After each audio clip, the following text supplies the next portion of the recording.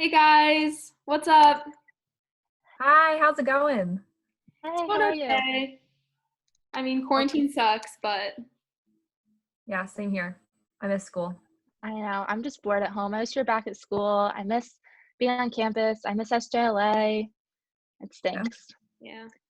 Do you guys want to at least start talking about Heidegger for Dwayne's class a little bit? Yeah, sure. Yeah, Okay, yes, please. cool. So I understand some things, but definitely not other things. But I'm really interested in what Heidegger has to say about the beautiful. So are you guys okay if that's where we start today? Yeah. Yeah, for sure. Good idea. Okay. Perfect. So I know that Heidegger's version of the beautiful doesn't have to do with aesthetics. He thinks of the beautiful as a sort of non-aesthetic notion that's incorporated into our daily lives. And I really like this view of beauty because so often we obsess over the physical appearance of things and determine beauty based on that surface level analysis. And I think Heidegger might be onto something really interesting here, thinking that the beautiful has a much deeper meaning than just what's on the outside. Yeah, I really like that too. And I also like how the beautiful for Heidegger is something that kind of illuminates something unthinkable about a being. It's not something rational and it doesn't just reduce a being to one meaning like technology does.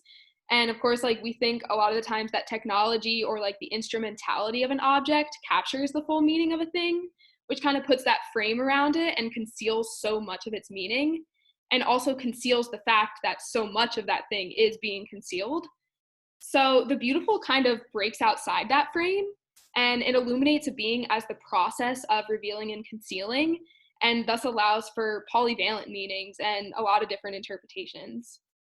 And I think it's also interesting that beauty is revealed not through the object itself, but through artwork of an object. And you might usually think that like mimesis or a copy of an object degrades the meaning since it's just a copy of reality. But actually, it seems that artwork adds to the meaning of a being and allows that beauty to shine through. And there's also something I have in my notes, like the earthiness is revealed in an artwork. And I wrote that it's an X factor that can't be defined. So thanks, Dwayne. That's very clear. Do you guys know what that means? Yeah, what does that whole earthiness thing mean? I'm kind of lost on that. I think earthiness is what makes something like meaningful or unique. Like, for example, if I like covered Haley, if I covered like your favorite song, even if I sang it that pretty similar to the original artist, it would still lack a particular quality or feel that would make that song the original song like itself. So the things that are in common between my version and the original one, such as the melody, the notes, or even the rhythm, those are like called the worldly qualities. But however, our versions would differ because the original version would have earthly qualities or earthiness, like you were talking about, that my version would be lacking. So it's that specific quality that then makes that song meaningful.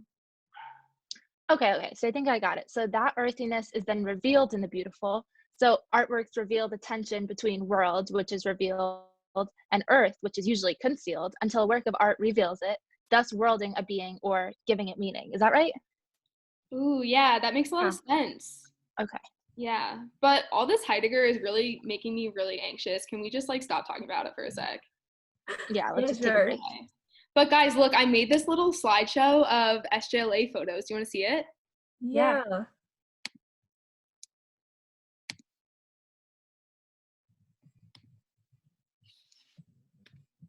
Aww. Oh my gosh, togas. That literally feels like so long ago. Oh my gosh, wow. Our Uh, deadpan stares. oh my gosh. Wow, that's so Peace, long love, ago. wit. This is the other class. They did a good job too. It was fun. It was more fun watching them. And they Yeah. got to do it outside, which was pretty cool. Yeah. Honestly, I forget what that was for, but I remember it being a fun time. Why are the So hands up? What was the meaning of that? someone got like a selfie stick that you didn't need to hold you Oh, didn't I need to think hold. Elise got it from USPB or something. That sounds Was Yeah, that about right. in so everyone had PPE? their hands up to show that they weren't holding it. Was that in PPE? Probably. Maybe. Aw, search. Aw. Sure. Ah, pennies. Cute photo. Love a good pennies night with all SJLA friends. Aw, rip. I miss Oh my everybody. gosh.